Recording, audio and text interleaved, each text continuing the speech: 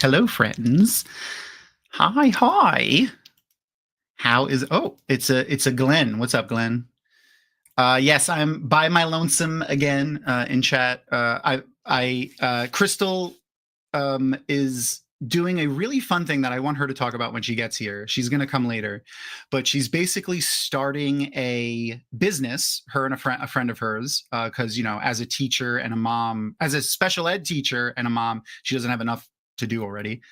But she's starting a traveling mobile bookstore where like she'll go to conventions or block parties or local events and stuff in her area, but abroad as well. She's going to be driving around, and she'll set up a little bookstore. And her plan is to have like a stock of books so it could be themed for the event and have like all different authors and stuff in it. So she's having like the mobile part of that made tonight, and she's at the place right now, like looking at the truck and stuff. So it's pretty cool. I'm really excited for her, and she's really excited. So she's gonna be a little late tonight. Gnome, Rapunzel, hello, friends. Oh, who's that? Who's this Melindra person? I don't know if I've ever seen that person before. Let's see if maybe someone backstage resembles that person. Look, here comes an awesome guest. Yay! I need to make one for awesome guests now. But sadly, I don't think that's repeatable because like I did that on a whim randomly. Oh, look at that. I didn't mute my phone. It's a Monday. And I don't know if it's repeatable. Hello, friends. How are you? I'm doing well. It's been a rough couple weeks, but I'm like honestly chatting about Wheel of Time and Andor and just like disconnecting from the rest of the world because the existential dread is always just like right there. Dude, I feel that. Is really nice. Is really, really nice. Oh, Rosa! Hello, friend. Yeah. Look at my God. I'm sorry. Hold on a second. Lynn. Oh my God. I have not.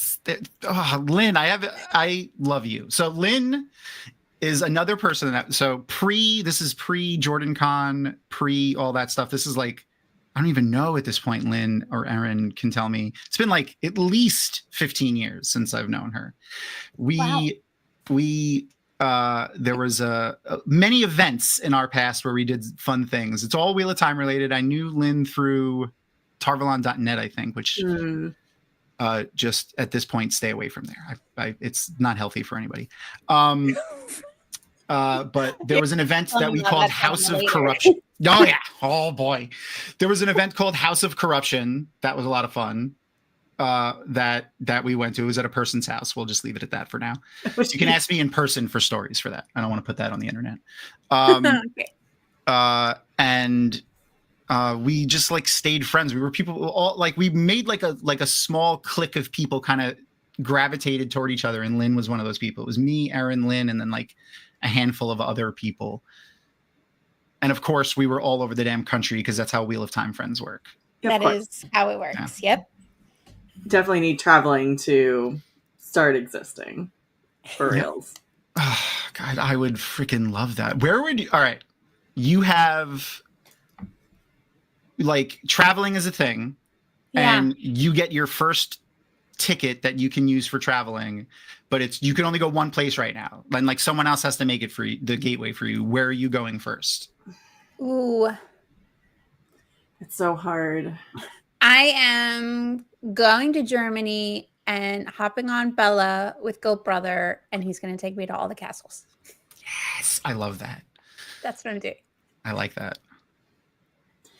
I would want to go to one of the Prague Shakespeare events where all the WoT fans show up, because I'm very jealous that they have basically like a little theater club over in Europe where they go to see all the shows for all the Wheel of Time actors. And so, and of course, I want to see Guy Roberts on stage doing his thing. So I wish. Well, speaking of castles and Wheel of Time actors on stage, last year from when we went to MalkirCon, Erin and I tried to go see Donal when he was doing Hadestown. But literally, like, we were landing like, I don't remember, like Thursday or Friday or Saturday, and his last day in Hadestown was that Wednesday. Oh, Yeah, I was oh, how sad. Crazy. Yeah, that's Oh, nice. Man. He should have stayed one more day just for you guys. oh God, I wish I had that relationship with him. That would be great. Rude, Matt being rude. Well, I mean, he did wish me happy birthday. Oh my so. God, girl. I know. It's pretty It's awesome. amazing. He is pretty awesome. He honestly might be my favorite actor to come out of the Wheel of Time TV show. We can talk about that now. Yeah. Fantastic. I mean, it's hard to pick, I find. You're 100% right. I can't pick. Well, you know what I forgot to do? Like, introduce you guys to people in chat. Like, I'm sure everyone knows who you like. If you're here watching us, do this, I'm sure you know ThreeFoldTalk and Malkier Talks by now. But I just reposted the link in the chats. Thank you. And you guys are 2 of 4. You're two of our Aiel. And then there's the one Wetlander. Do you guys want to do like your elevator pitch of the show? You want to do it, Leah? Sure. It's a live YouTube show where we have 3 Aiel and 1 token Wetlander.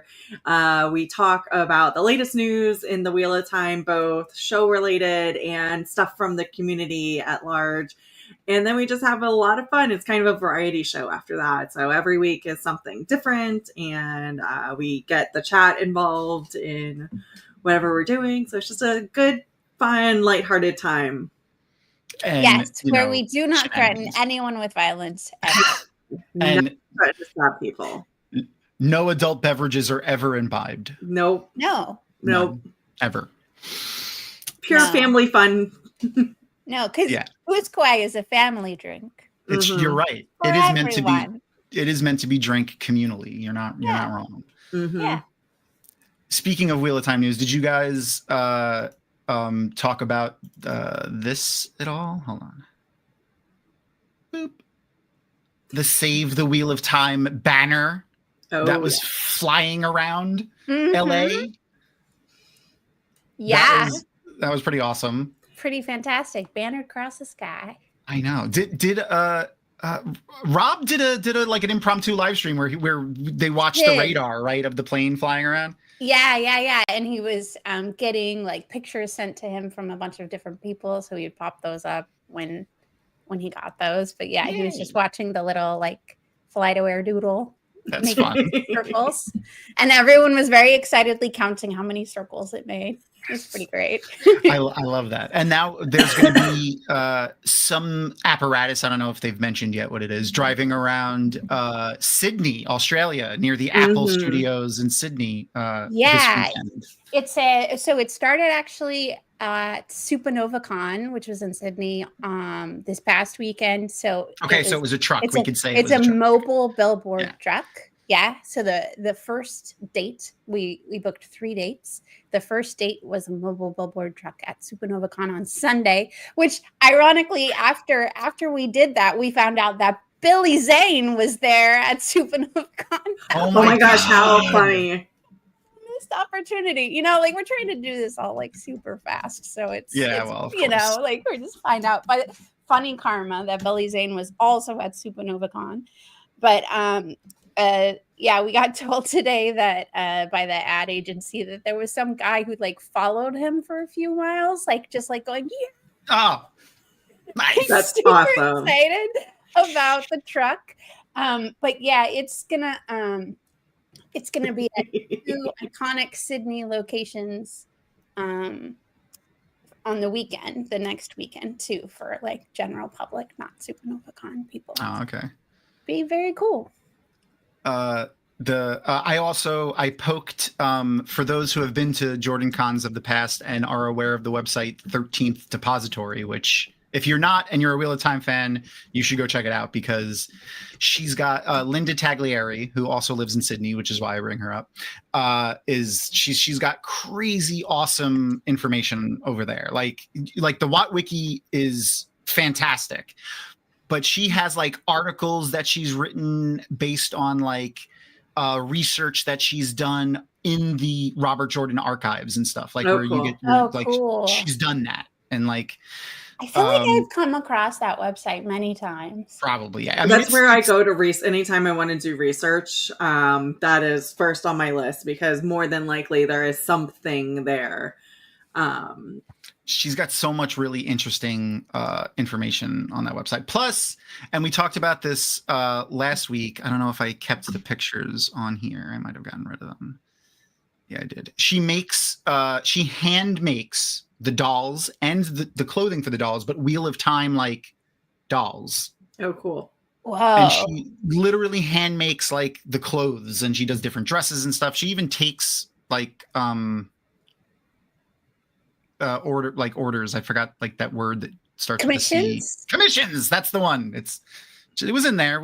Teamwork. That's why I appreciate you. I lose words all the time, so Thank you. I'm happy to be the one to actually share one. It's where the deep lore is written. But yeah, we love Linda. So I pinged her and I was like, I'm pretty sure she lives near or in Sydney or works in Sydney. So I was like, hey, you should go see if, check out the route and see if you can get some pictures in front of this or something.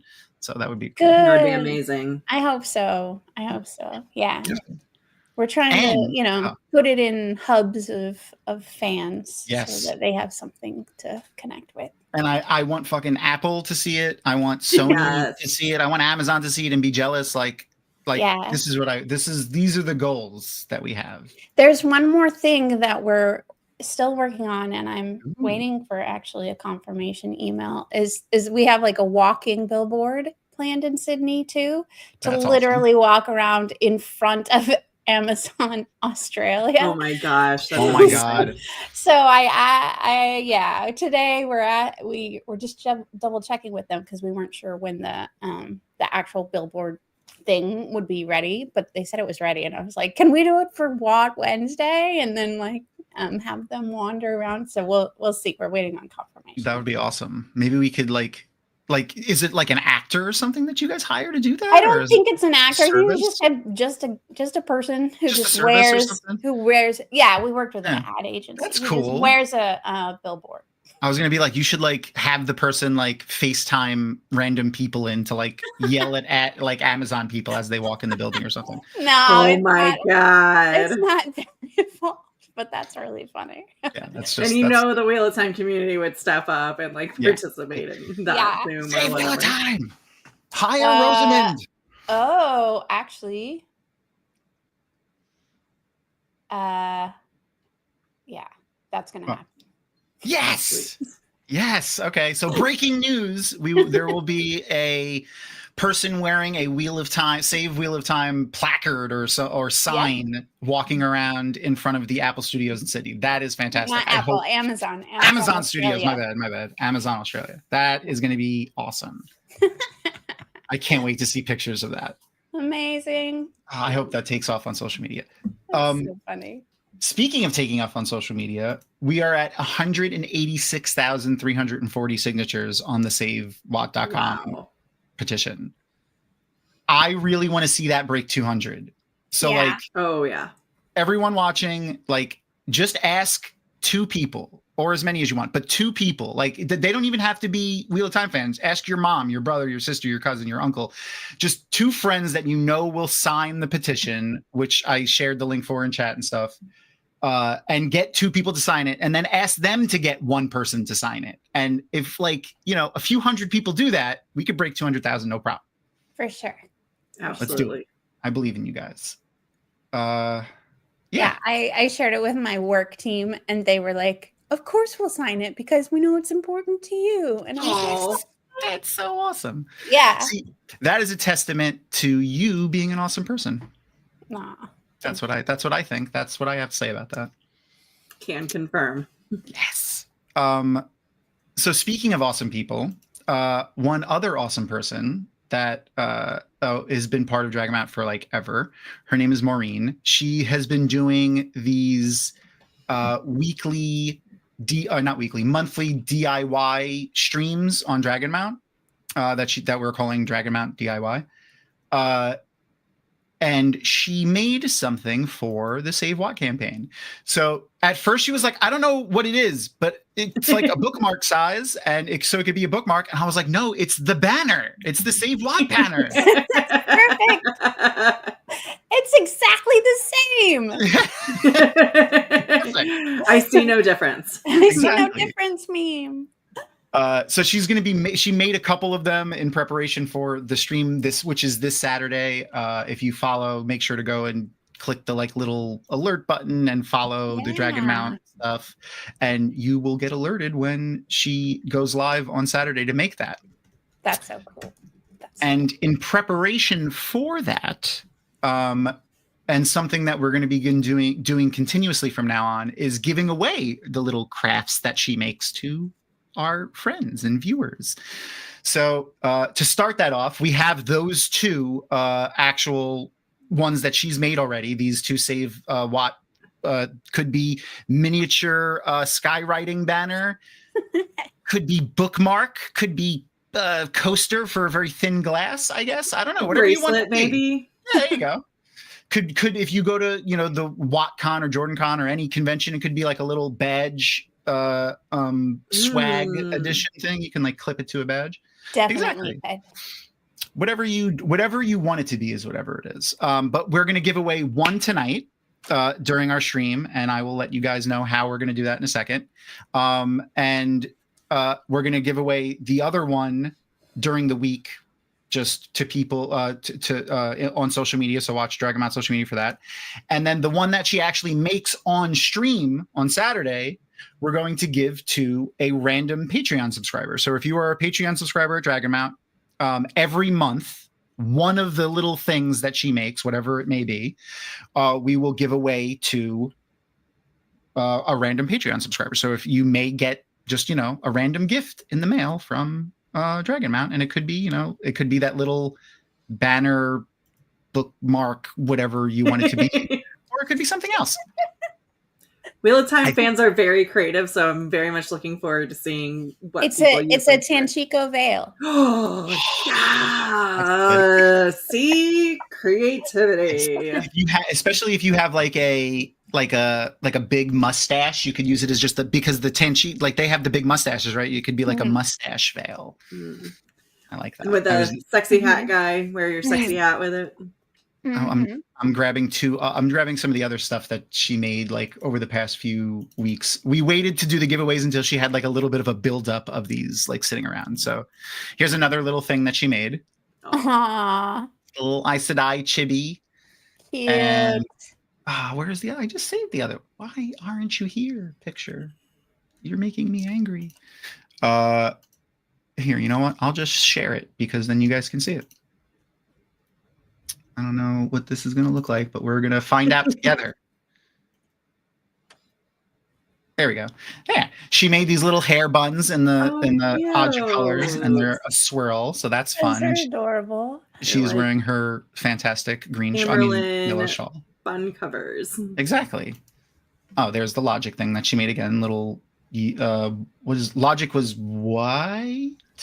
Mm-hmm. Yeah, white. Oh, and that's her pattern for a little mat chibis. So she makes all kinds of fun little DIY projects, and she teaches how to do it while she's doing it. Awesome. And that's really sweet. That's basically the idea that she had. I really wanted to name her the Knit Witch, but she corrected me. She actually crochets. So. Oh. Yeah. Well, there is a difference. Yeah. I have a little, if we have time, I'll have a little like oh, there she is. She's in chat. Hey. What's up, Maureen? cross stitch trauma story. Oh shit. All right. Share it. I'm sure there are people in chat that will be able to relate.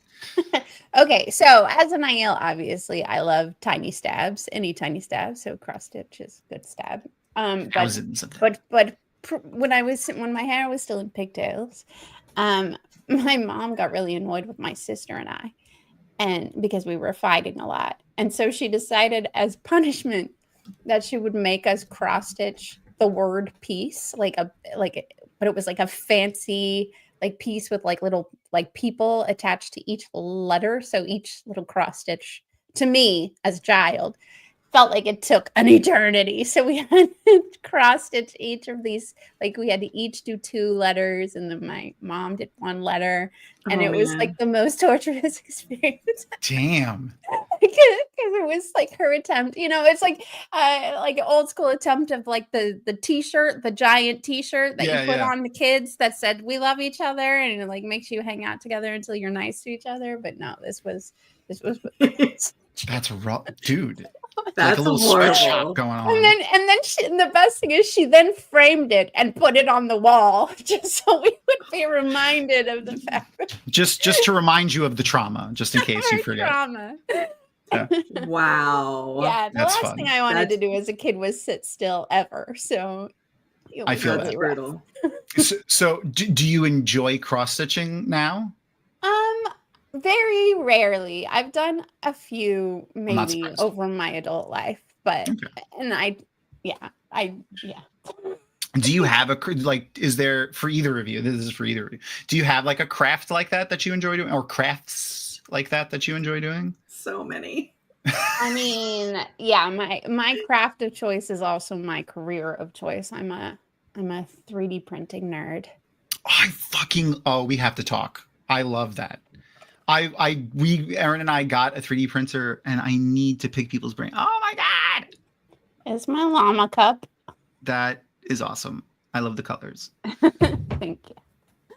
And I would love to have a llama sitting on my desk staring at me. Right now, I do have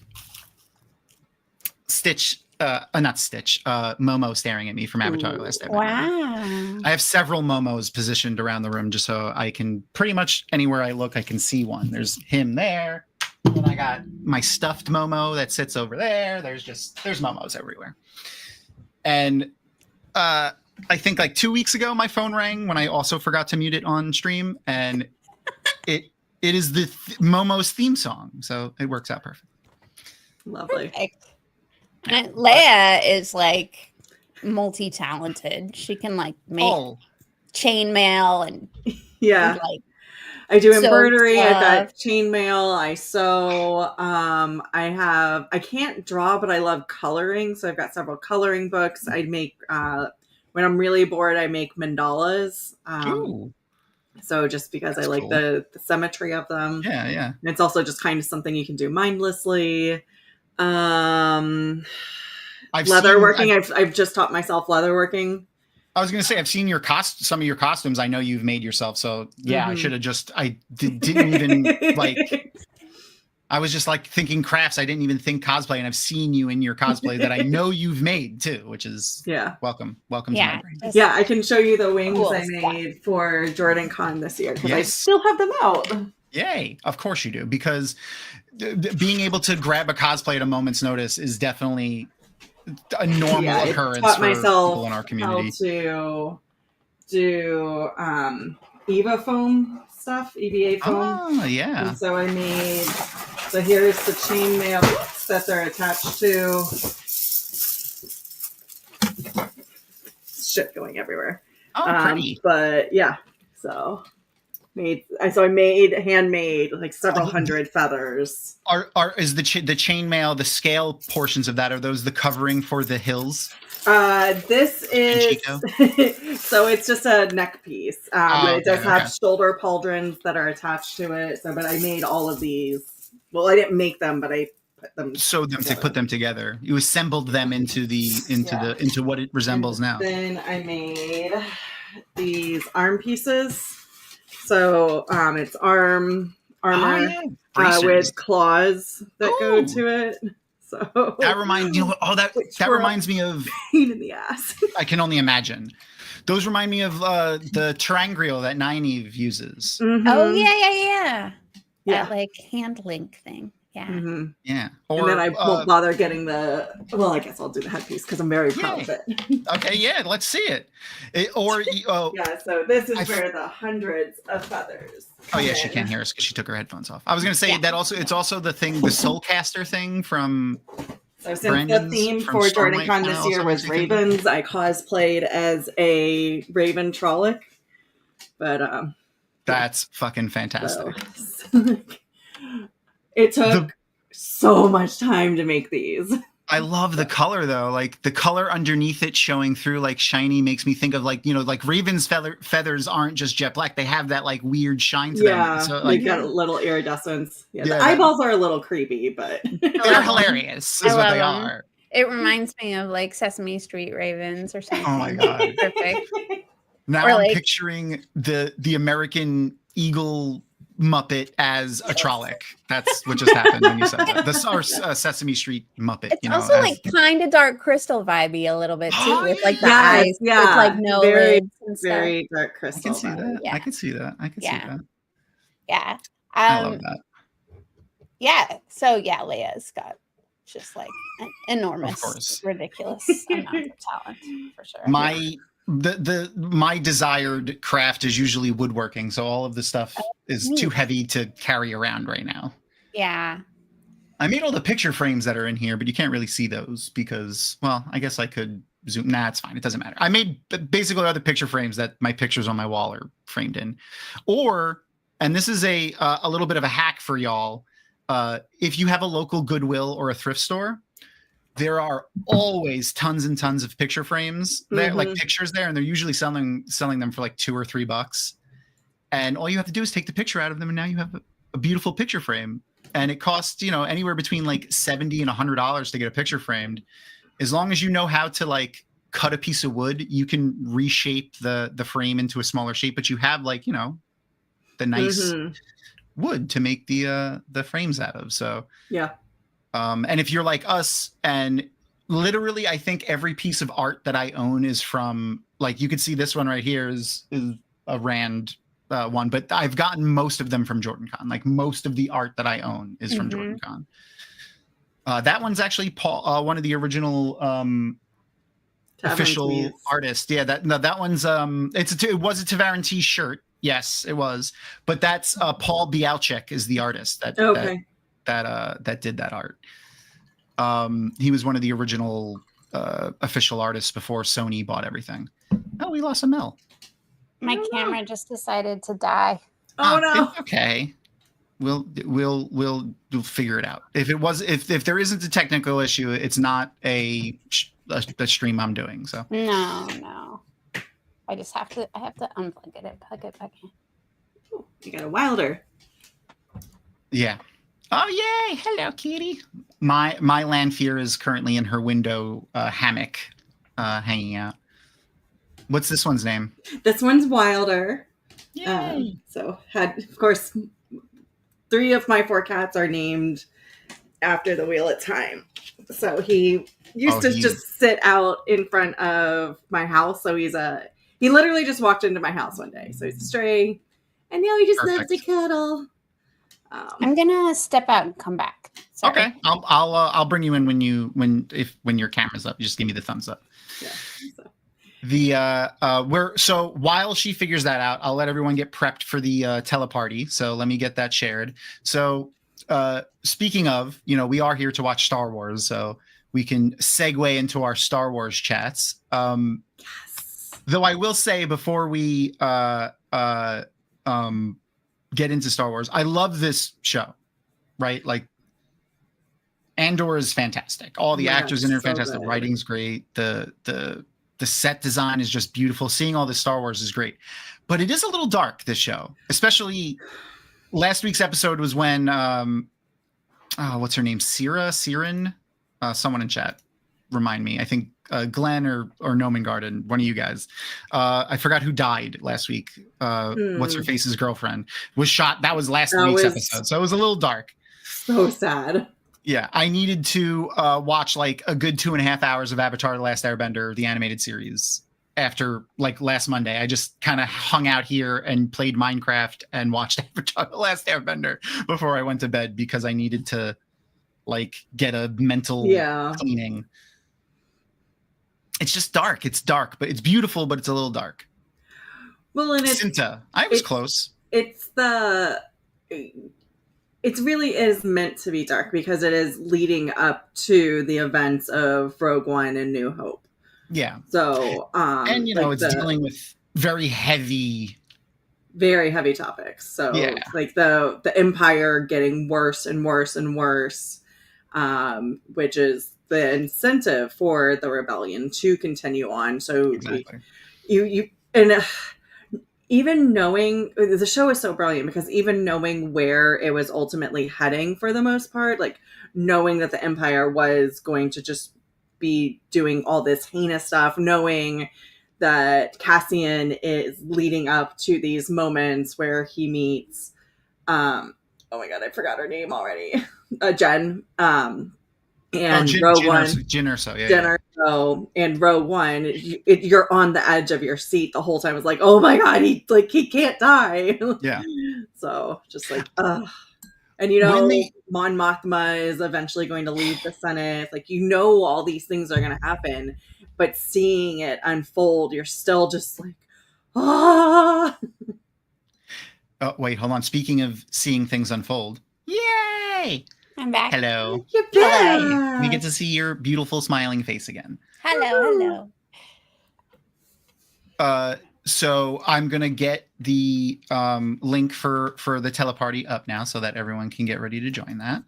So as per usual, this is it's a legit thing. Like it's a browser extension. It's not like, a third party thing. Netflix made it. Now it works on all the platforms.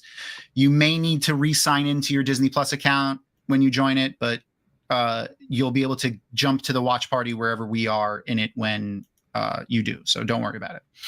And if that doesn't work, or if you don't want to, I will also be sharing. Where's the clock? There it is. Boom.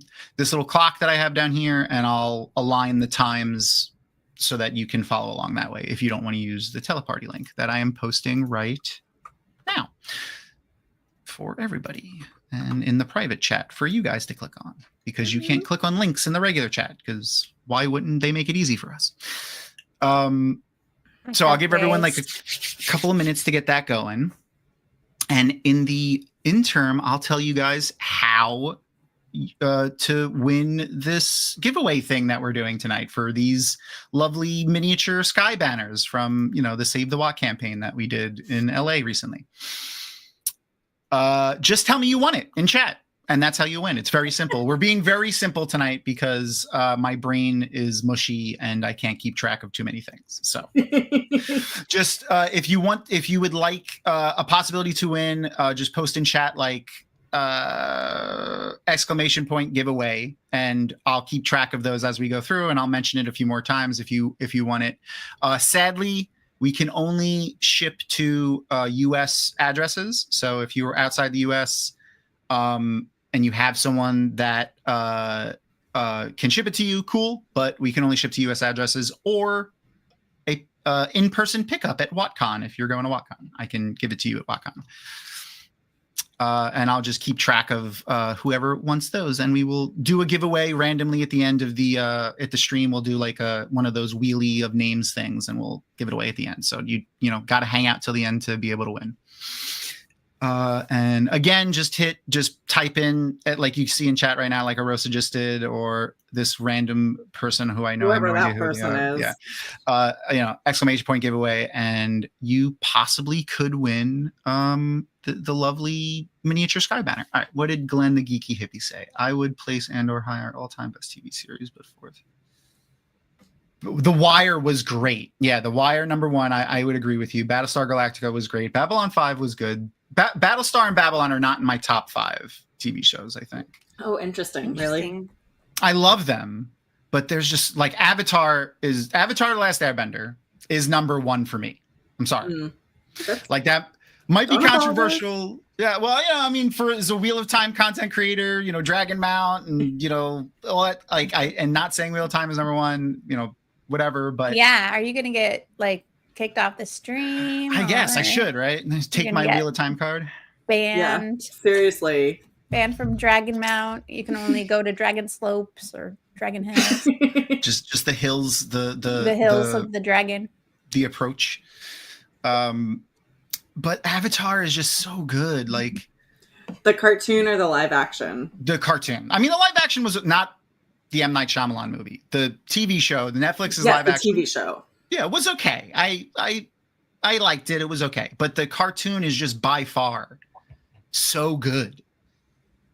It's so much better. Like, it's literally some of the best writing for a TV show that I've ever experienced. Like, it's so good. It's just done so well.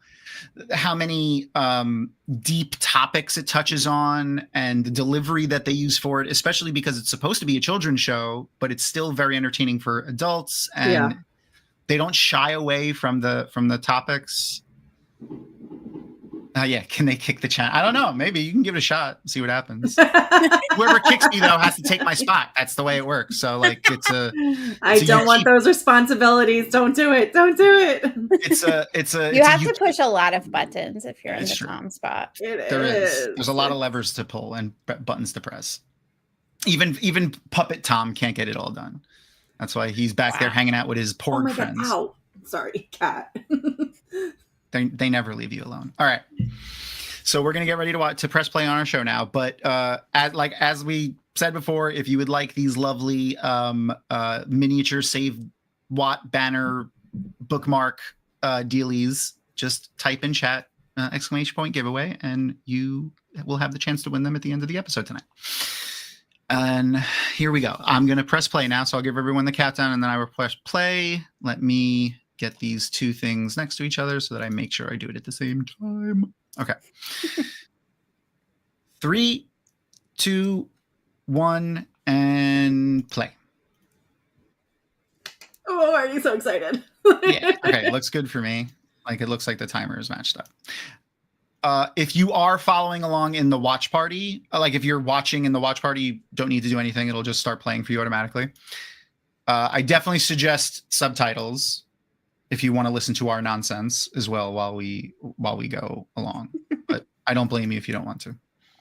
Or at least if you don't want to listen to me. I get it. I don't want to listen to me. Okay, so that's playing now. I'm so glad they brought back what's his name? Krennic. Yes. That I'll shout it out in a minute. I love that actor though. I'm so amazed with how many actors that were in Rogue One and then even some of the other movies have been like maintained their consistency throughout all of the various shows. Yeah. So like it's just a testament to how much love the acting community has for, I was going to say Wheel of Time, Star Wars. what show are we talking about now?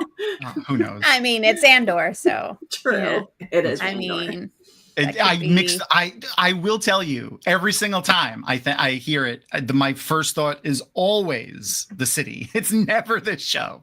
Yeah. Mm-hmm. Yeah. I mean, we could fan cast all these characters as for sure. For sure. Where would Cassian like okay, as in Wheel of Time, like taking the place of Wheel of Time characters? Yeah. He'd be an Ashaman, I think. Cassian? I think so. I don't know. Yeah. Cassian gives me like, I don't know, like Talmanis vibes or something. That's what I was gonna say too. Like honestly, if he was like dark, I was gonna say that too. Like Slayer, because he's an assassin. I mean, he's a good assassin. Oh, what was the horse thief's name from the Band of the Red Hand? Vannon. Yes. But Vannon's so fat. I know. Yeah. It's just like we don't have to body shame anybody. Yeah, he's like. I just think that he's physically described as being very large, and people are surprised that he's so good on a horse. I guess like his role in the band.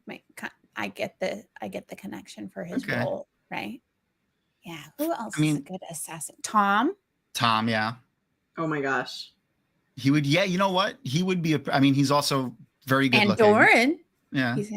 Yeah. I mean, or maybe. I don't know. Is Tommy actually Andoran?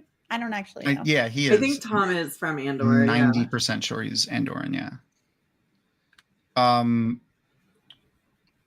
Okay, I would love to see him. Which of like Elaine's like contested like other house heads is Grand Moff Tarkin? Oh man. Tarkin. Oh, he's that creepy old man. I was thinking, the one that one the with grandfather, the daughter? the granddaughter who ends up being like completely mental. She's crazy. But he's the one that is a lecher to, oh gosh, what is her name? Basically is like pseudo rapes all the women in that camp. Yeah. Yeah. Yeah. He would be good to but then he would die so fast. That's true. Because I would want to kill him immediately. Yeah. I mean, or I'd want him to die. Don't you want to kill Tarkin also? Yeah, I guess. But Tarkin's more of a fun, like, I don't know. He's pretty cunning, and that guy was not particularly cunning. No, yeah. I want to say Lord Sarand, the one that my character revolts against. Robin would be cool. Robin would be pretty cool. Getting back to the show, I loved that they showed Yavin base and how good it looks here. So I think I squealed when I saw it when I first watched it. The way they replicated like the feel and look from the original trilogy is great. Yeah. It's so cool. They did a good job. I totally want to live in the house that's Cassie. Oh yeah, they're little. Yeah, this house is amazing. Yeah, this tree house is awesome. I want it. I want it so bad. It's a Wheel of Time, like Amazon rainforest house vibes. For sure. Oh, for sure. It makes me think of Kashyyyk, the Wookiee planet, immediately. Like I could see this house being in Kashyyyk for sure. Yeah. I don't know. There was a Wheel of Time actor that's on Andor. I should have known. I should have known that, especially because we're doing this, but I don't know. In Andor. I know that Ferris was in Rogue One. Yeah, Ferris is in Rogue One. Was he in No, he's in Andor season 1 too, isn't he? Was he? Yeah, I knew that. We talked about that. I just completely forgot. Yeah, I know he was in. He's not in the end of this season too, is he? No. He wasn't in. I haven't seen him I didn't see him in season because I was looking for him. Is someone else, Glenn? So Ferris was a senator that abdicate, like basically followed Mon Mothma. Yeah. And in Rogue One is part of the council that tells, and he's the one that's like, no, don't go to whatever the name of that planet is. So he's the one that is the big naysayer and convinced Mon Mothma to not initially send forces. And then Jen's like, screw it, we're going anyways. So okay, so he was Cassian Andor's adopted dad. I didn't realize it was Elias Matura. I never realized that. No way. Yeah, I just grabbed. That is fucking awesome, Glenn. Thank you for sharing that with us. Good stat. Good stat. Wow. Yeah, let me get. I have his picture here from that season of Andor. I can see it now. I did not see it at the time. It's the hair. It's because he doesn't have the hair. Oh man. That's fucking awesome. That's really cool. All right. Crazy. That's a fun crossover there. Thank you for that. Yeah, Marva's husband. Yep. Ah, that's cool. So one thing that we talked about last week, which was again also a super dark thing, was Willem here.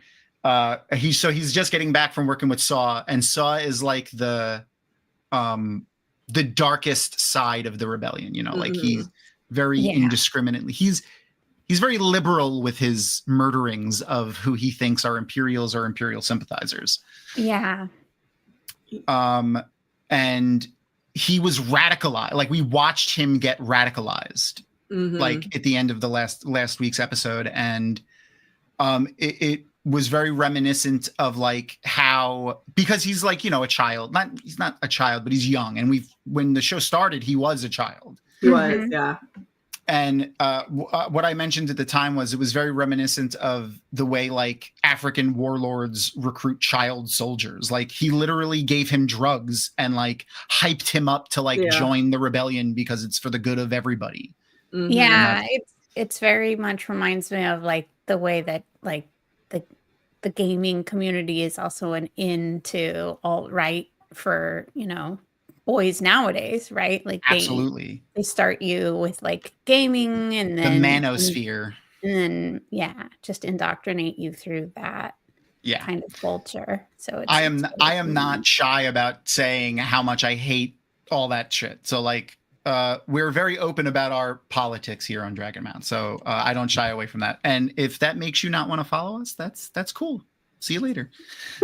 We are trans people exist. Black Lives Matter. Abortion is healthcare.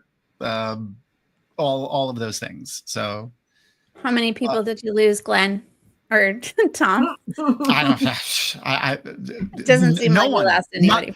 None that matter, if anyone left. Yeah. No, I mean, I do think though that there's something to. I mean, we're watching Andor, which is very difficult to separate from the current political. Exactly. Yeah. Well, There is something to like being purposefully. able to have for yourself, for your own personal like mental health, something to escape to when it feels overwhelming, right? Oh, like, absolutely. People have to like deal with the existential dread, as you like commented earlier, in different ways, right? You have to be able to take a step back from it so that you can engage with it actively, you know, like so when you choose to and when you're in the right mental state too. Yeah. And you have to find joy outside of that, right? You exactly. Keep finding reasons for why you're fighting for what you're fighting for. So exactly. And fighting for that doesn't have to look like, you know, standing up in front of people and shouting and stuff. It could be anything that you're able to do. Yeah. Like that's the other important thing. People shouldn't feel like you need to be, you know, standing up on soapboxes all the time. That's not needed. You know, being silently helpful from the back is also useful, or just, you know, not supporting horrible people is also useful. Yeah. Facts. But it's hard to do, especially with this season of Andor, because the allegory is super strong, like super duper strong. Mm-hmm. Yeah, like, it's a little on the nose. Yeah, it's very unfortunately on the nose.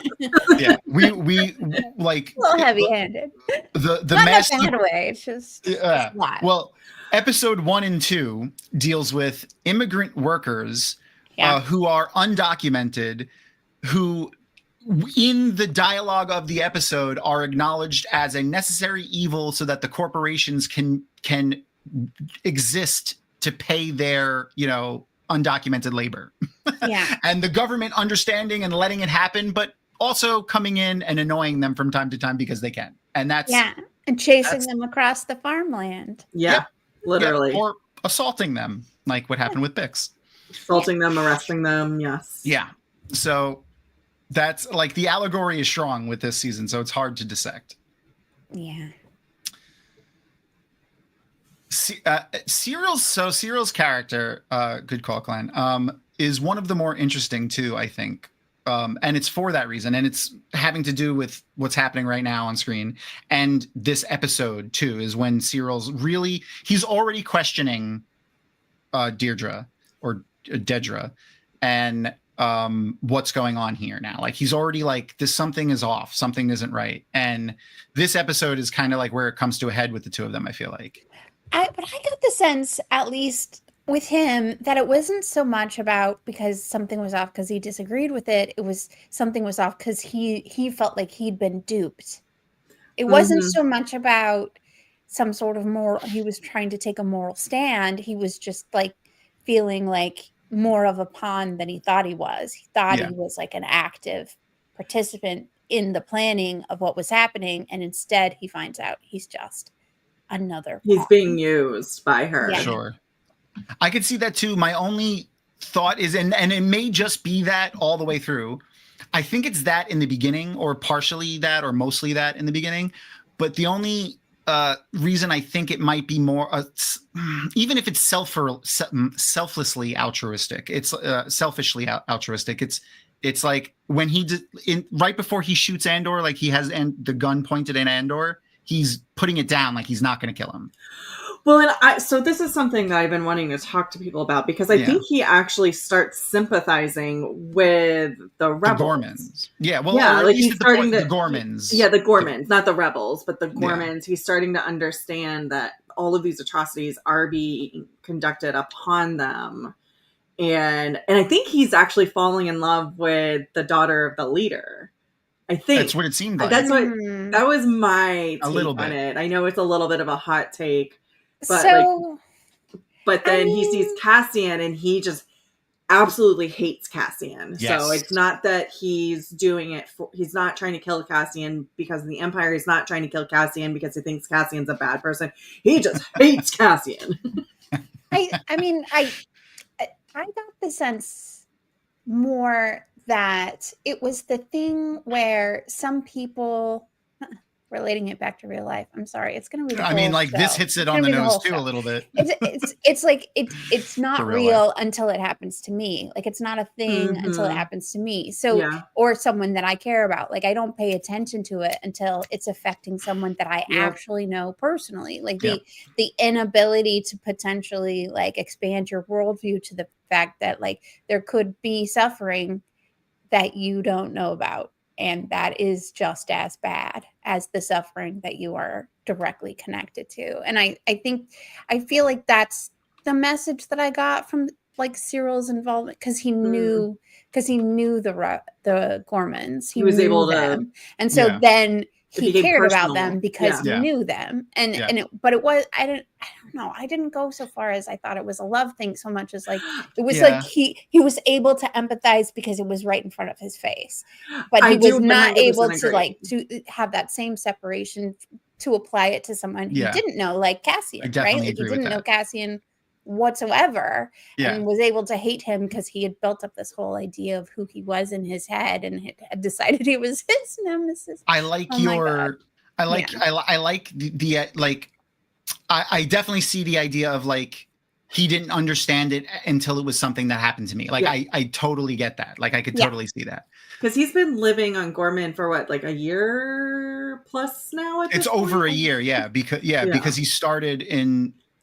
He went to Gorman, I think, at the end of episode 3, and he's been there. Now we're in episode 7, so it's been at least a year and a half, over 1 year, significant amount of time. Yeah, whatever it is. Yeah, I think he ends up being there for like 2 years after, until he's no longer anywhere. He becomes one with the Force. Yes.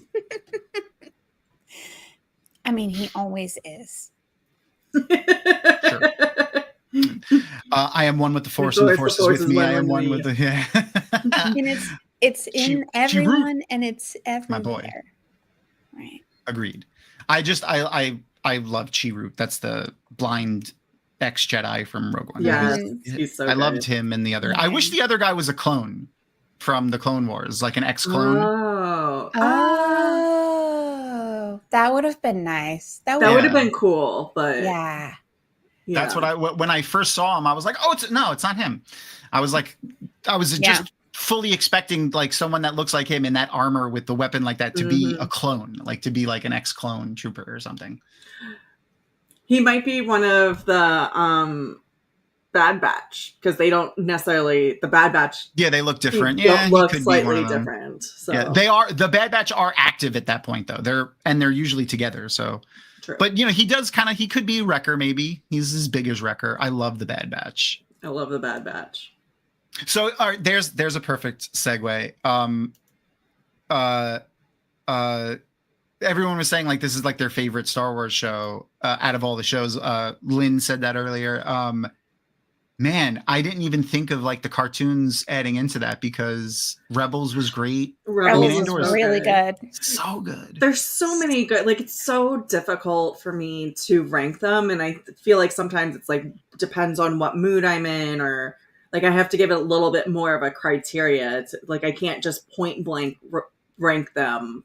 Yeah. I can 100%. Andor's 100% my favorite. Rogue One is 100% my favorite movie. Rogue One is definitely my favorite of the movies. Okay. I mean, but then like Mandalorian is also so good. I really level. enjoyed Mandalorian. True. So like, I feel like if I could do the cartoons, the live action TV shows, and then the movies, and then that would be easier for me to rank them. But if I was throwing everything all together, I'm more like reverse BLT mentioned before. He's like, I can't rank my babies. Like I'm similar.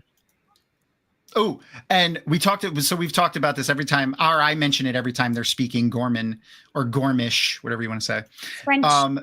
It's French. That's what they based. I mean, this is very obviously the entire thing that's happening here is like an allegory for the French Revolution, like 100%. Yeah, the French Revolution. Yeah. Just all of these actors are French actors.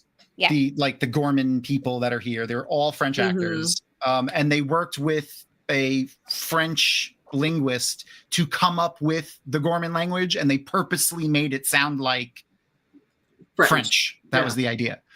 That's brilliant. Many. And then the other thing, the article that I read when the director was talking about that, or the showrunner was mentioned that, was every French speaking person that has seen it gets mad at it because they're like, that's not French. And we're like, it's not supposed to be French. And then they're like, oh, okay.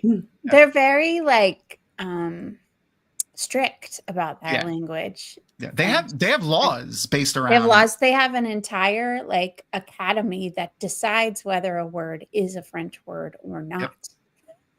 It has to be approved. They're very serious about it. So I'm not surprised that people are you also a language nerd?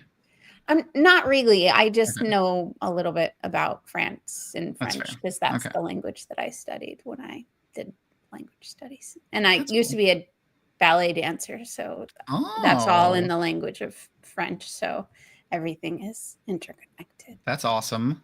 Did you ever do any like crazy lifts or things like that? Yeah, I was in all those big old ballets. All that cool. Stuff. Yeah. So we're gonna get our which I'm sure you would love to have had after doing a show, a force healer. Someone to just come over and like make your feet feel better after doing fucking toe stands or whatever you have to do during those shows. Yeah.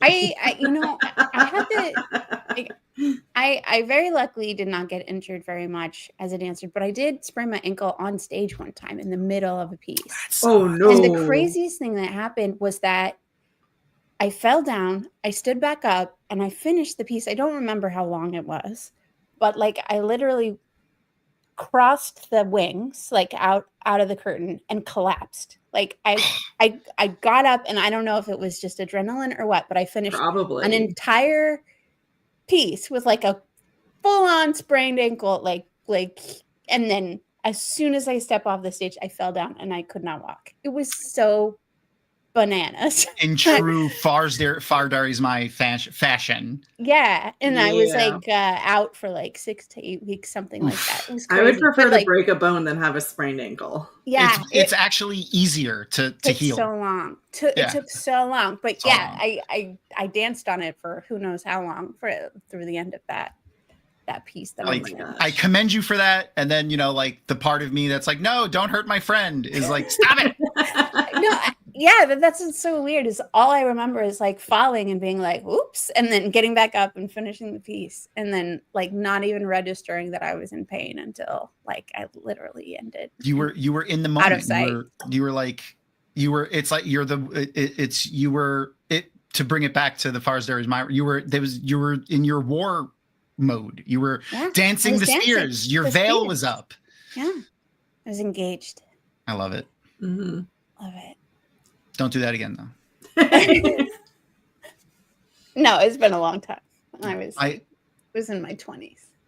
So a lot of the not critiques, but a lot of the people that talk about this show and one of the main reasons they like it, I've seen some people, but far fewer say it's one of the reasons they don't like it, is very little mention of the Force, Jedi, or anything like that.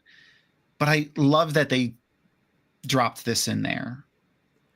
Yeah, it was interesting, right? It was almost like an alt medicine version of the Force, right? Like a rejection of the mainstream religious viewpoint for something that is more intrinsically tied to inner peace and that kind of thing. It was. And she kind of reaffirms because he's kind of floating right now. He doesn't really know who I don't want to say who he is, but what he's supposed to be doing. Like he has a little bit of a crisis of self right now. So like the Force is prompting him in a direction a little bit through our friend here.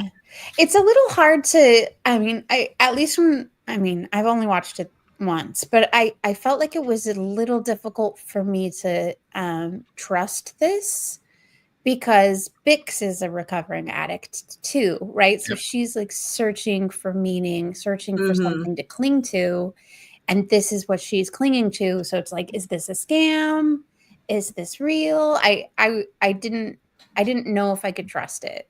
Yeah. It kind of gave me culty vibes a little bit. I mean, the Jedi are a cult, so yeah, but this wasn't the Jedi, right? It's something else, and so it was. It's just the Force influencing kind of her to do this. Like the Force is like, we need Andor to do some stuff later, so go give him a prompt. He's Tavern.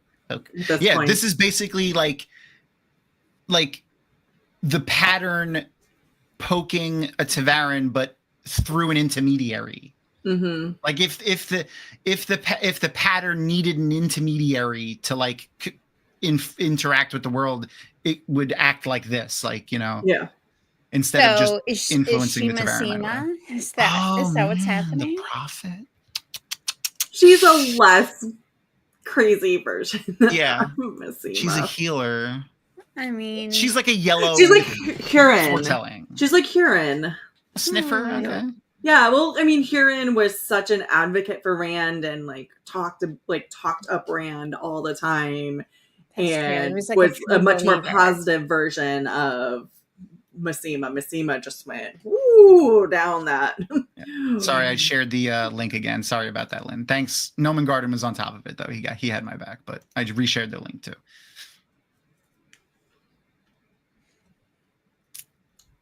Yeah, he deserved that for sure. Yeah, he did. Oh yeah. Totally. You know, it just popped in my head again, Leo, when you mentioned like when he sees Cassian, like, because he blames him. He like in the moment, he blames him for everything. Getting fired from his original job, all the stuff that happened there, everything that's happened since then. Like he blames him for all of this and putting him. He probably like in the moment is blaming Cassian for him being where he is and doing the things that he's done and doing his contribution to this thing that by the end of this, he is, you know, at least partially against, I would say, right? Well, he thinks Cassian is much more intricately involved in the rebellion the rebellion. Like he thinks Cassian is the leader. So, and just when he was like, I don't know who you are. Like when Cassian looked at him, it was like, awful. It's so awful. Like that was the one moment where I felt for him. That poor man. Shit. A little bit. Even though I think fucking Edie is the biggest, his mom is the biggest villain in all of Star Wars. For real. Oh gosh, she's terrible. The worst. She's absolutely fantastic. The worst. I love her. Oh my, I love her too because she's so horrible. So good. So horrible. That scene where he just like lays on the bed. Oh my god. That was improv. That was improv too. Yeah. I read that. Yeah. That was I love that. She's worse than the Sith, dude. She's like, if you've read the Legends book, she's like Abeloth. She's horrible. she's like Elida, right? Like she's like just a bad guy, not a bad guy because there's like a belief system behind it. She's just a bad, selfish person. Yeah. Right? Which exists. Like you don't necessarily always need to have some sort of higher belief. She's a boomer. She's a boomer. She's Karen. She's literally a Karen, and like she acts like the stereotypical boomer though. Everything is a left-handed compliment. What have you done for me lately? How do you support me? Like whether it's, you know, emotionally or being here in my home, living with me, like as an adult man. Yeah. Like, but then I make you feel like shit for it the whole time. Yes. Like, it's can never do anything right. So the parent gaslighting nailed it. They nailed it with that character. I didn't even think of that. Thank you for helping me get there, Mel. That was, she's totally a boomer. That's what she is. This poor guy. I know. He just wants to keep all the ships and keep them working. And Cassian's just like, fuck you, I'm going. Not have ships flying off a planet randomly. I would really like to use that ship for something else. No, I'm not going to get to. Okay. Okay. And what are you doing? Like, is it helping the rebellion? Is this good? I mean, this is the same ship that he flies in Rogue One too. This is his ship. It's a U-wing, like the X-wings and the B-wings and the Y-wings. This is a U-wing. Such an asshole to him. He's like, I'm just trying to do, like, that guy is what I would be. I would be like, stop taking my stuff. But listen, I'm just trying to keep things running here. It's totally me. Yeah. That's just trying to do my job, man. Just let me do my job and do it well and keep things flying and make sure the rebellion survives another day. And you are fucking with me, man. Oh man, here's another great. This is another great thing, because one of the things I love what the season does is it really, like, don't get me wrong, the Empire is the bad guy. Like, they're always the bad guy. They're what the Emperor and the ISB and what they're doing is irredeemable. But showing, like, and I've said this a lot, but it really frames it well. Seeing all of Star Wars, all aspects of it, on this micro scale, where we're used to, like in the movies, seeing it on a macro scale, seeing like galaxy wide and planet wide things. Here we're seeing like tiny portions of the nitty gritty. Like these, like many Imperial officers, even right now, like these are brand new recruits. Some of them super young children. Yeah. Like they aren't, fascist soldiers. Like, they probably have no idea what's going on. And the Empire does that on purpose. They purposely keep their military people sequestered so that they don't know what the Empire is doing. Well, they were probably born just around the time that Palpatine took over. So they literally probably don't know any better. Yeah. If they're, who knows, they were like 4 or 5 years old, maybe. So if they're 18, so. I mean, and that's if the Empire takes them in at 18. Like, I could totally see them taking them in younger. 16, yeah. So like, not exactly humanizing the villains, but like showing that not everyone on the other side is necessarily the enemy. Yeah. Showing that type of intricacies and dichotomy is really great, especially now. Sometimes people just need a job. Yeah, they do, and it's a government job. It's a well-paid job. It's very much consistent. It's stable. It's very much like our military. Like, if you are poor, oftentimes I had so many sailors that were told, like, you're either going to go to jail or you're going to go to the military. Yeah. And so they're like, I will go to the military, and you get my healthcare paid for, and I get a paycheck, and I get training, and so like. Imagine those immigrants from that farming planet, like going into the military might be a good alternative job if they don't want to live that life. So all the poor people in Coruscant, from the lower levels of Coruscant, like going into the military might be a way out of it. Like, it's a very viable option, or a way to support your family, or a way to, avoid maybe try and get immigration status or legal status. Exactly. It's like there's all these paths that are offered to people where if you're married, they take care of your partner and your children. So like, it's very tempting. Or they say they're going to, at the very least. Yeah. True. True. Do they? Depends on if you're an officer or not. That's fair. Yeah, it depends on if them not following through with what they say they're going to do gets back to, people that can influence them anyway. Which also sounds familiar to, Yeah, the recruiters are going to lie to you. Oh, yeah. So which makes me think of Solo, because like when he gets recruited to the military, it was fun. Anyway, go ahead. What were you going to say? I was going to say, what is this character's name? Who's Tucky Bix? I don't remember her name. Oh, I don't know. That's Vel. That's I feel like her whole arc with the other girl was very much Mothma's a stereotypical kill your gaze thing. Like, it was so almost like comically, like beat by beat, played out to be that, and I was annoyed by that. I think that was the only thing I was really annoyed by with the season was that. And to take it another level, also one of the only people of color in the show. Like, don't get me wrong, Cassian Andor is one of the main characters. A lot of the main characters are, but there's not many. So she was a gay female person of color, and they killed her. Now, at the same time, it was pretty good, like not good, but very like the scene that we got right afterwards when Vel was like talking to the kid that accidentally shot her. Like that was a really powerful scene.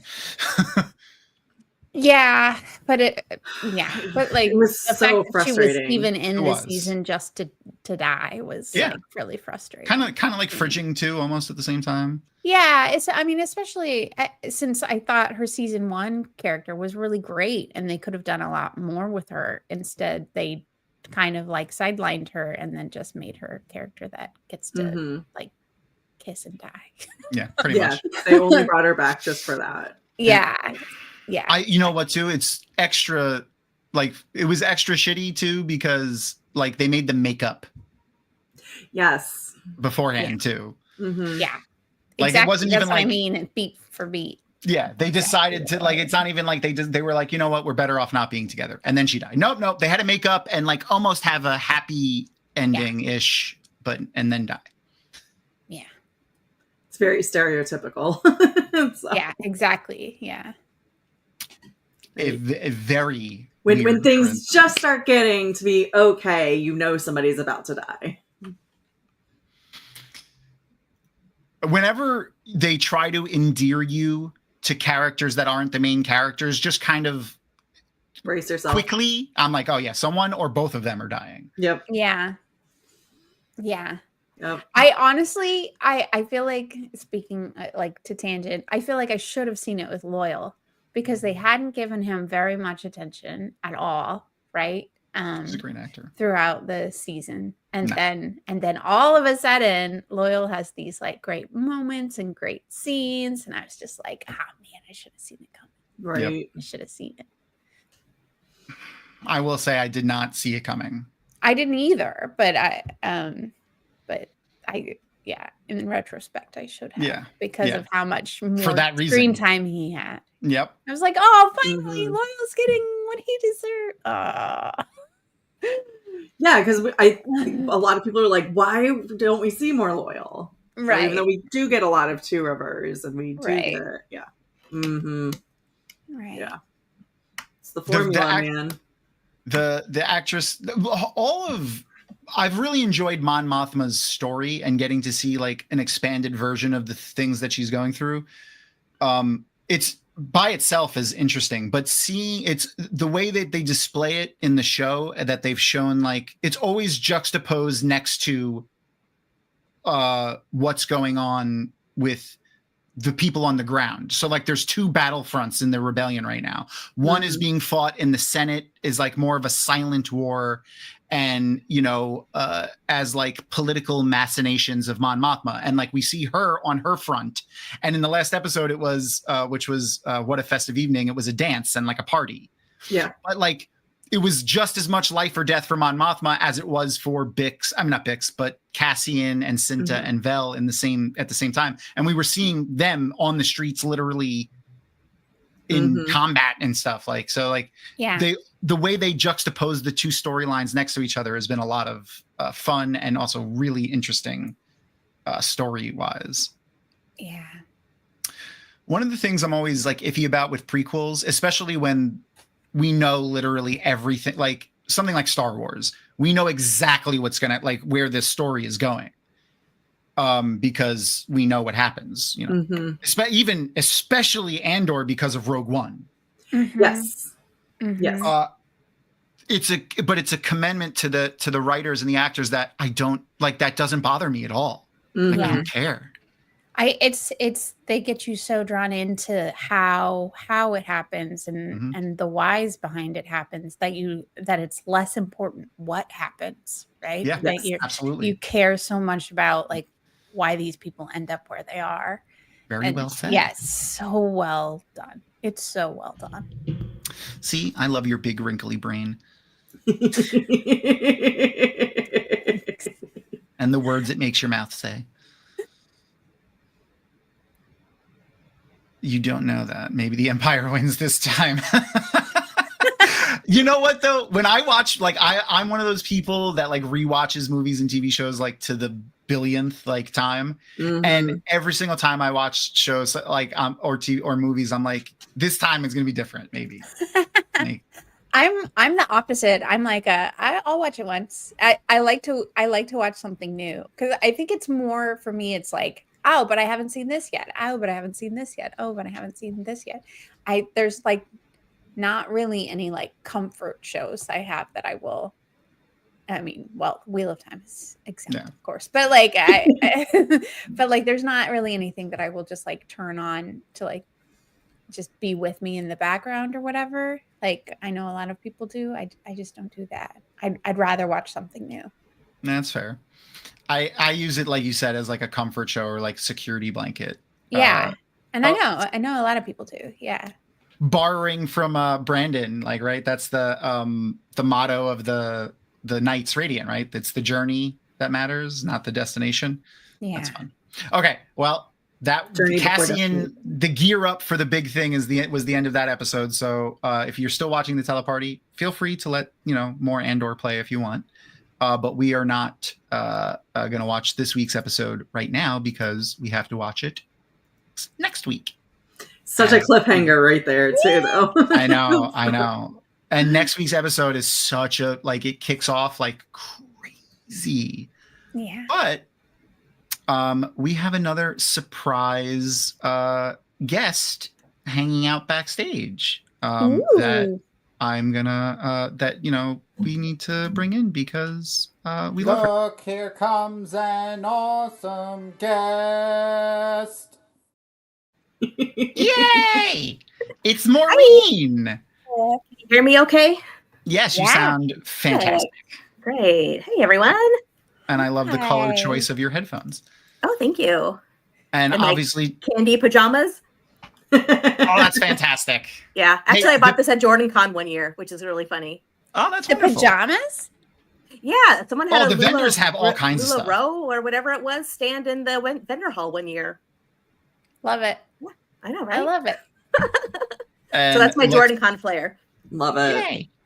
Oh, I don't know if you saw earlier when we gave your creation a new thing it could be. The banner I saw. Yeah. The mini. So so Maureen is the one that created our little miniature Save WoT Sky banner. That's what totally we're going what with. I was going for. Exactly. 100% on purpose. Way to go. I fucking nailed it. You nailed it. It's perfect. It's exactly what it is. So just to remind everybody about that, we are going to be giving away one very soon. So if you would like to win one of those, just put in chat ! Giveaway, and I will add your name to our little wheel picker, and we will be giving away one of those tonight, and then we will give away the other one during the week. And if, like I said, if you're a Patreon subscriber, the one that Maureen makes this coming Saturday in the live that she's going to be doing, which I will put yay, there it is. Oh, that is big. You can use that for a lot of things. That would definitely be an okay coaster. Like that would be Hidori. Oh, Yeah. The comments, I don't remember who it was. Oh my god, it makes me thinking of mashing up the Hidori and like the Daniel-san headband that he wears in Karate Kid. Oh yeah. That would work. So I did this one earlier today. So what is the not the Siswai almond, the people of the dragon sworn. Oh, the thing they wear in the brotherless. Right here. The brotherless. Or the that thing, yeah. The dragon, the dragon sworn, the ones that they wear on their arm. Yeah. Oh, I thought we were talking about the brotherless, the Aiel ones. No, the ones that are they sworn. have headbands. Mm-hmm. Yeah, they wear armbands. They wear these, the red armband with the ancient Aes Sedai symbol on it. That's from a past Jordan Con, actually, when we those are just spiders. We played. There was an overarching multi-con secret Dark Friend game that was going on, and it divided into two teams, the light and the dark, and the light side was wearing those. Cool. And the dark side never revealed themselves. So we don't know who the chosen were, but people got letters in the mail. People got all kinds of things, like little. There were shot glasses with the Black Aja stuff on it. There was all kinds of stuff. That's crazy. And I think they determined through some con games over a couple of years that the dark side won, which was pretty fun. The red arms, that's what they called them. Oh yeah. The Siswayamen is just the red headband. Yeah. Okay. So if you don't win tonight, though, which Maureen is here to help us with, I'm going to say Maureen, which I'm thinking you probably don't mind, right? Yeah. One time, Brandon Sanderson called me Maureen, so it's okay. Nice. We got to hear this story now. How did that happen? Like, oh my gosh! So this was when I was for the Gathering Storm, the Storm Leaders, right. And we got to do dinner with him before, and so there was a bunch of us, probably like 6 or 7 of us, and one of them he knew from online, like the guy had a website, and then Brandon Sanderson recognized him, and the guy's like turned to me, he's like, "Oh my God, Brandon Sanderson knows my name," and he had like this big fangirl moment. It was so cute. But, then when we were just going around and saying our names, I'm like, "I'm Maureen." He's like, "Oh, Maureen." And it's like, "Yeah." And then there was another gentleman there named Mahesh, and he's like, "Oh, Mahale." Okay. So he just made this connection of giving us all Wheel of Time names. That's wonderful. Yeah, we'll take it. All right. So I only have 4 names. We got 1, 2, 3, 4, 5 on the one that Erin sent me, and we're not ready yet. We're going to do the giveaway. Okay. So we're going to do it at the very end. But before that, suspense. I mentioned next week's episode, because we're not going to watch any more episodes because we have to watch an episode next week with our guest who is going to be here next week. So I need to tell everybody who that's going to be. And apparently I downloaded the picture of next week's thumbnail as an MP4 file somehow. Weird. And it's not letting me share it, so I have to re-upload it. It'll be there in a second, I promise. That's special. That's a video. Yeah. I was like, it's a picture. Everything in that folder is a picture. I don't understand. Are you the token wetlander this evening? I am. Okay, here we go. So next week, when we watch episode 8, which is called Messenger, we will be hanging out with Josh from The Way of the Leaf. Yay! Cool. Yay! Oh, and his beanie. His beanie will be there too, for anyone that is worried. Definitely have to mention the beanie for sure. Absolutely. It's part of his self. It's not even like a hat that he wears. It's actually part of his head now. He never takes it off ever. Nope, ever. I've only seen him with that. I've only seen that man, the top of that man's head, once at Jordan Con, and we won't talk of that night again. So the other thing that we usually do at the end of the show, and only because we weren't sure, Mel, we weren't sure if you were going to be there, so we got to get you to do this at some point, but we're not going to do it tonight. We do a little bit at the end of the show now. I don't think you've been here since we did it, Mel, where we do what I call Inside the Dragonmount Studios interview. So it's themed for if anyone's ever seen Inside the Actors Studio, which is an old, one of my favorites ever. I basically wanted a way to throw the show back to our guest at the end. And I was like, let's do a short interview. What's a great interview? What are interviews that I've liked? And I'm like, oh shit, Inside the Actors Studio, fucking James Lipton. So we have a set of 10 or so questions that we ask every single person that is a guest on the show. And we're going to get you to do it for sure, Mel, because you're here now when we do it. Never done it. No, yeah. But I knew Roof Mistress here was going to be there, and she has done it. So what we do in lieu of doing our Inside the Dragonmount Studios questions is play games. We play random little word games or, matching games or something. I think the last time we did it with Leo, we did like a this or that, like we gave you options. And we've done rapid fire. What's the first word that pops to your head when I say something? And, we do Wheel of Time words. Those never go well for me. So, I'm glad we didn't choose that game. We don't need the thinking of random words off the like probably just say things completely off the wall, makes no sense to anybody but whatever's happening in your head at the time. They just end up being cuss words because I'm like, fuck, I don't know. Perfect. Hey, that works for a lot of Wheel of Time characters and places, True. to be honest with you. That's true. But tonight we're not playing either of those games. We will be playing something that I'm going to use not that for, because that's not the thing. Where did it go? There it is. Okay.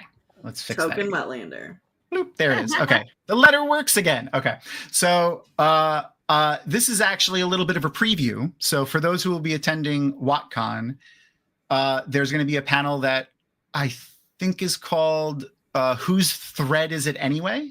Where we do basically like, if you've seen Game Changer, which is on Dropout TV, it's like, you know, the old school College Humor guys, Brendan Lee Mulligan and them, or Whose Line Is It Anyway?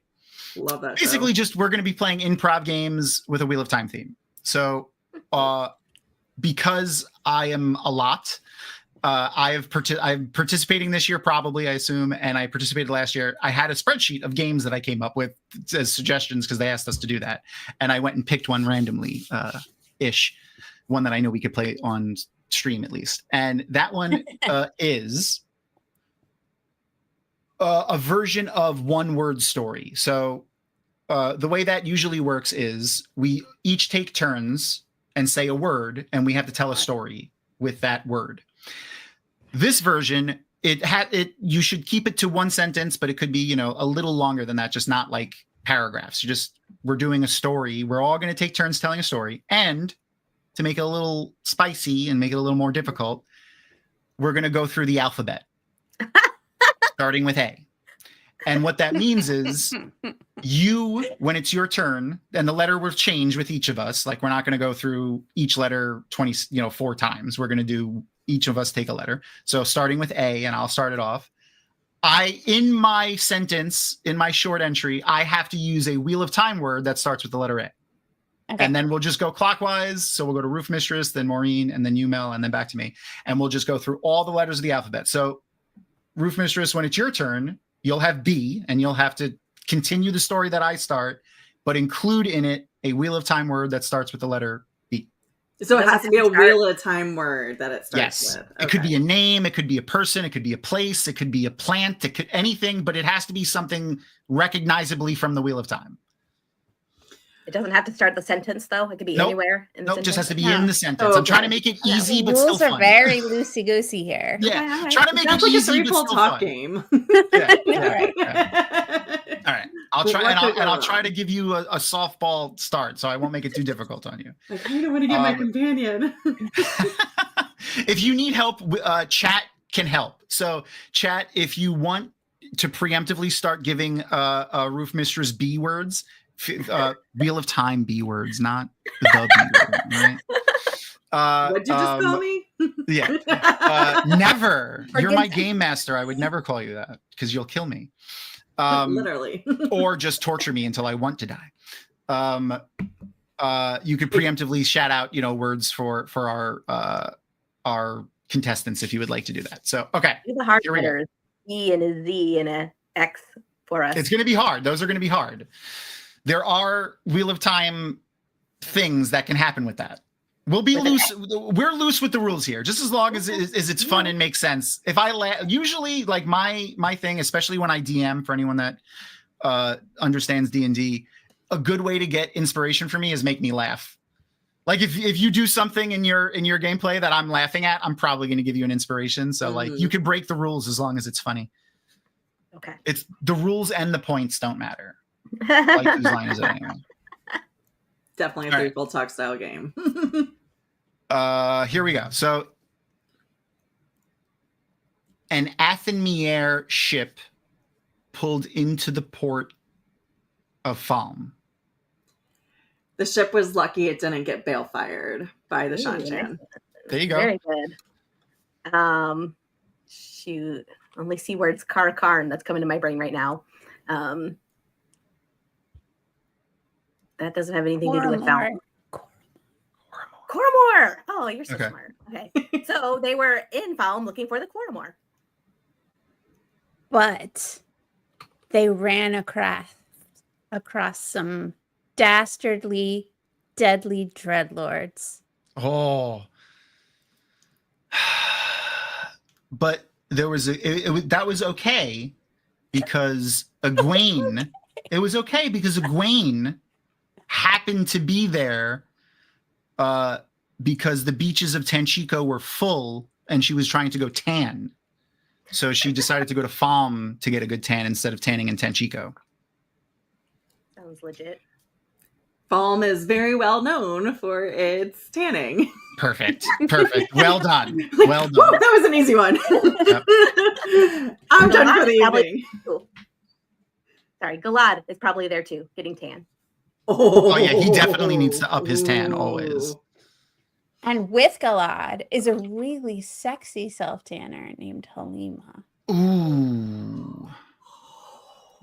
There's a lot to unpack with that character. There's a lot to unpack right so there. much.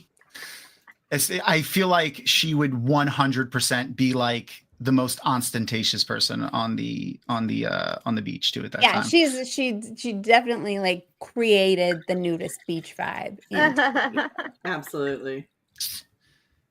And Halima has we know this is unknown. I'm breaking news right now. Halima actually has in her pocket a locket of Ingtar because she's currently pining over him. So Yeah. she's So she's Egwene, on the beach. Galad, Halima with an Ingtar pining all on the beach. Yeah, all on the beach. They all made it onto the beach. Wow. Our roof mistress needs help with Jays. We'll see if a chat comes up with anything. But I don't want to add another character hold on. in. Oh, I wish I had the clip ready to go. Let's see if I can. I'll give you a little. I'll give you a little. Justice, the sword. That's a good one. Justice, Hawkwing sword, right? Yeah. Yeah. Mm-hmm. I was gonna say Chai Chim. Yeah. You want to be gray, Good Chai one, Chim? Aaron. Do you want to? Oh, Jokars. That's a deep cut. Good one. Ooh. Nice. Aaron gets 5 points. Yeah, Halima is very much missing the Jokars, but could not talk to the Third Age people about her past. Otherwise, she'd give away who she really was. That's perfect. Yeah, that makes sense. I would be missing Jokars too if I had to travel by horse. Oh, like gosh, I would be like, right. "Are you Totally. kidding me?" Okay. Back to the sea folk. They're getting ready to read the Koreathan cycle because they're still looking for their Koramor. Okay. So I'm imagining like a sea folk person like walking up and down the beach just looking for the Koramor with the Catharian cycle in their arms there you now. go. Yep. Yeah. And everyone is snacking on lambus bread. I keep forgetting to change the Lambus bread. I will That allow the is lambus not- bread reference. Oh, Listen, it's a prequel. The Wheel of Time. it's a It's circle. It's a circle. It happened. All right. No, Mal. Freaking Shido. Um, Every time.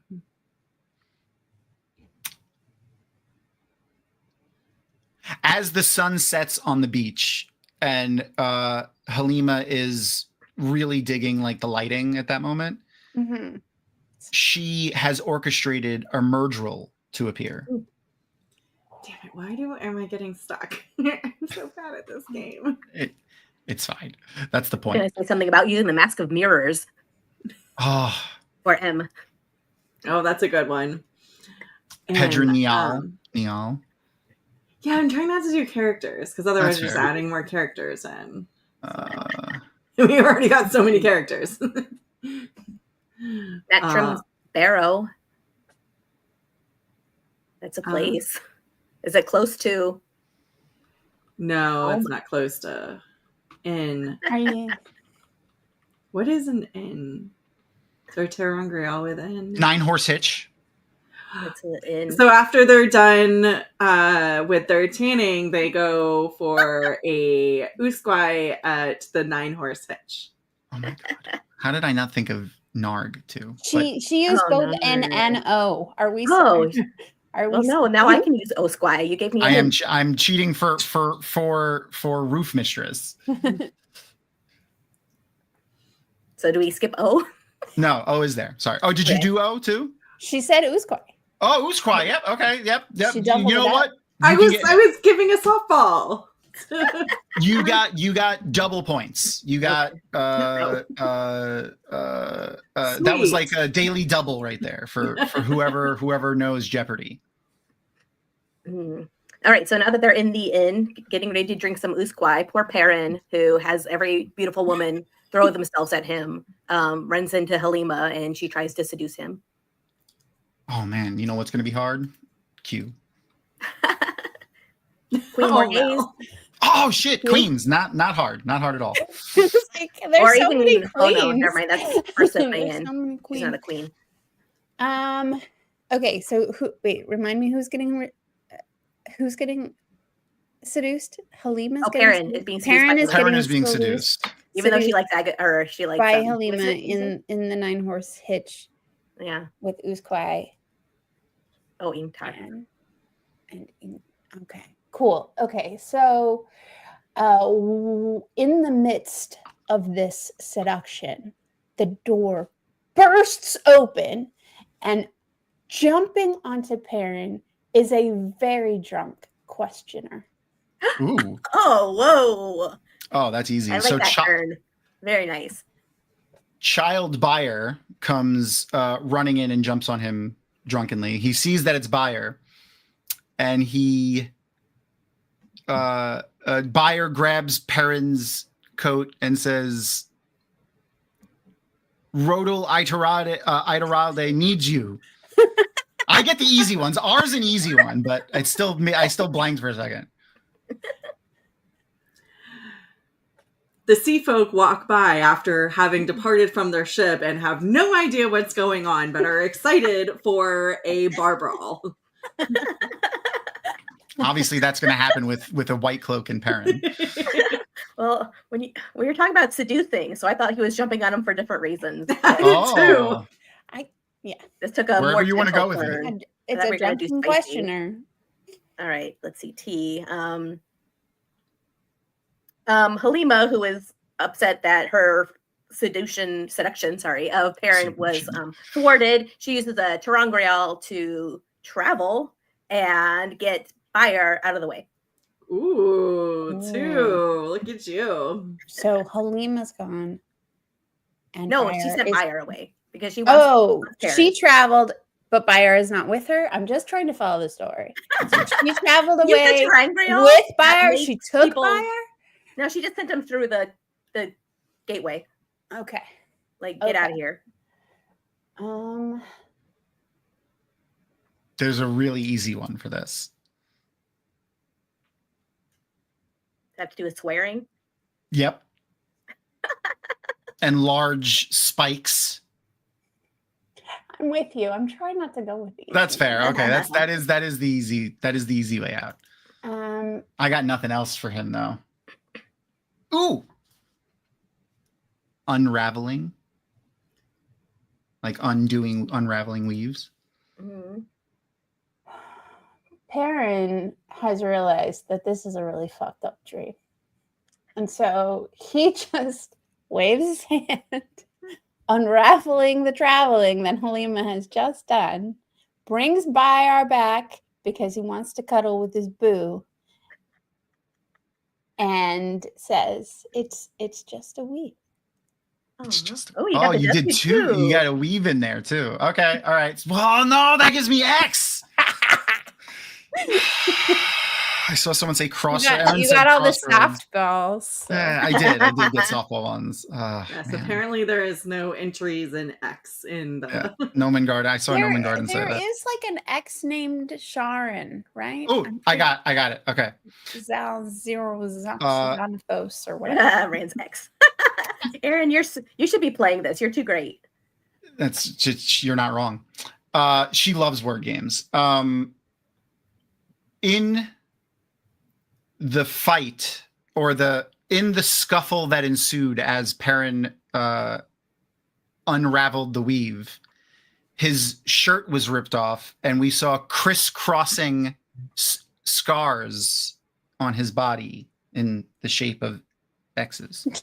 Okay. Egwene Is that too ridiculous? There are no rules. Yes, we established that. Watching all of this happen, Egwene wishes she had chosen the yellow Aja. Okay. I didn't even think of yellow. I was like so lost in the weeds. Z. Zareen. And that's what I was thinking. Oh, okay. Zareen. Mistress of the ships. All right. So, since it's all a dream and it's all been unwoven, Perrin remakes it, and then he's just at home with Zareen, his beautiful wife, and then he wakes up happily ever after. Yay! Yay! Love it. Well done. Well done. We did it. Good job. That was fun. And ridiculous. It worked out exactly as I planned. Not even. I love you guys. Thank you for participating in that nonsense. Not a lot of people like doing like improvisational things. It's not easy, especially like if you're already even if you're already comfortable being on camera and doing stuff. Improvisation with things like this is tough. So thank you very much for participating with us and contributing to our nonsense. Absolutely. Thank you for having us. Always. Providing games. I enjoy games very much. I like Me too. Especially, like I said, I have a spreadsheet of these games, so we will be playing more in the future for sure. Okay, so let me share my screen with the Wheel o' Names, and Maureen, if you want to call it out when we spin the names, we'll since it is your creation that we're giving away. Yes. All right, let me share my screen. Share. Yay! There it is. We don't need sound. No one needs sound for this. Oh, yay! Look at our this. spinning wheel does a kissy sound. This is pretty awesome. We love it. That's kisses. awesome. It kisses. Oh, wait. We have to wait. What's happening? Is there more What are names? we Did we get a new waiting name? for? All right. Erin says wait. We're waiting. What's wrong, She probably Erin? sent me messages. Oh, we have more names. There needs to be a sixth person. Who am I adding? Erin? I forgot that she if she listened hard enough, she could probably hear me from my room because our offices aren't far apart from each other, but she's listening through the thing, which is like 30 seconds behind. So she'll tell me. Yeah. The delay is always fun. Still only have 5 on mine. Tell me who I have to add, woman. And then we'll get there. Okay, so I'll remind everybody that we're gonna have Josh from Way of the Leaf next week to come and watch that. We're gonna be watching episode 8, right? Yeah, episode 8. Yay! I put it on there correctly, and it says June 30th, and it says 9 p.m. Look at that. Good job. Way to go, Tom. Good job, Past Tom. No longer the token wetlander. Nope. Momo Pendragon. Interesting name. Okay, I'm gonna add that name to our wheel then. Momo. What is it? Pen like just spelled regularly? No, it's spelled Pendragon. Like Pendragon. But not Pendragon. It's Pendragon. Got it. Okay. Pendragon. All right, let's get this going now. Let's go. Somebody needs to win the banner. Wow, there's. I dare you to put it on your car antenna and then drive down the street with it. So that would be amazing. Yeah, that would be fun. Super smart. There we go. Okay, now we put can it on your bicycle. Put it on the. Wait, what are we? Oh, our miniature banner is what you're talking. I was like, what are we putting on our bicycle? You're talking about the thing that we're giving away right now. Okay. Yep, sure am. Okay. All right, here we go. We're gonna go. Are you ready? I'm ready. All right. Ready. Do it. Jinx. Glenn, the Kiki was so close. That it was such a tease. Yes. So close. Congrats, Glenn. I love you, buddy. Send me your, DM me your info. Don't put it in chat. We don't need you to dox yourself. Okay. I think his name is Glenn. everyone else who entered, we will be giving the other one away. So you are automatically entered into possibly winning the other one when we give that away. So I will announce the winner of that one on next week's show. So make sure to tune in for that. And if you want to go and try to watch the stream on Saturday, if you have time, and if you don't, just put it on your computer and walk away because we can use the views. You can possibly win that one too. The one that she makes live on camera, and maybe you can have some influence on it. Sweet. Yeah, you wish, buddy. I mean, I wish too. Honestly, it would be, and this is not a dig on you, but literally anything would be better right now. I just finished watching The Residence. Have you guys seen that show? I love that show. Yes. So that my instinct was immediately like, oh no, who were you murdering at The Residence? Such a good whodunit. I love that. That is a great. What's her name? I forgot her name. The woman from Orange is the New Black. Yeah, I know. Yeah, I don't know how to pronounce. I forgot it. Yeah, I forgot it. That is a great show, The Resident. The one thing that makes me sad about it though is don't get me wrong, Giancarlo Esposito, who plays like the head butler or something like that of the White House. Yeah, I love him. Yeah, but originally that part was supposed to be I forgot his name, but the captain from Brooklyn Nine-Nine. I loved that actor. Yeah, he was fantastic. Andre Brower. Yeah. He passed away. He would have been good. Yeah. But and it would have been a completely different character if he did it. I'm not saying that he can't be serious, because I mean his character on Brooklyn Nine-Nine is serious 90% of the time anyway. But he's a different actor than Giancarlo, and I love him in Brooklyn Nine-Nine. If you don't like Brooklyn Nine-Nine, cool. If you've never seen it, cool. But Google Captain Holt compilations. Oh my God, that man says the most hilarious shit, and I love it. If you haven't seen the show, he has an ongoing feud with another police officer, and the digs that they do on each other are fucking hilarious. There's the other police officer, he'll be like, "Oh, I thought I heard your cloven hooves in the hallway, Madeline." And it's fucking fantastic. It's just phenomenal. Everything that man says is hilarious. Mm-hmm.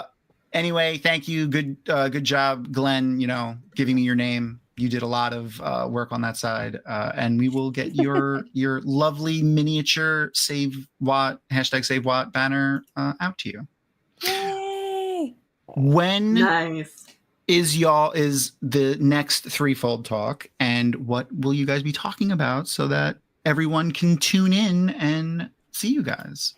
That's a really good question. Threefold Talk is live every Thursday night at 9 p.m. on the YouTubes, and we are always willing to surprise you with we 100% know what we're going to talk about. Content. Absolutely have it all planned out. We are incredible planners and always have everything figured out way in advance.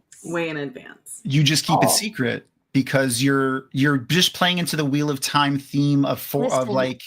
The Wise Ones went through Ruidian. They know all the things, and then they just facts. Just trust us. Oh, I impeccably trust you for so many reasons. All right. I love all of you awesome nerds. I will see y'all next week. And with that, say goodnight, Melindra. Good night, Melindra.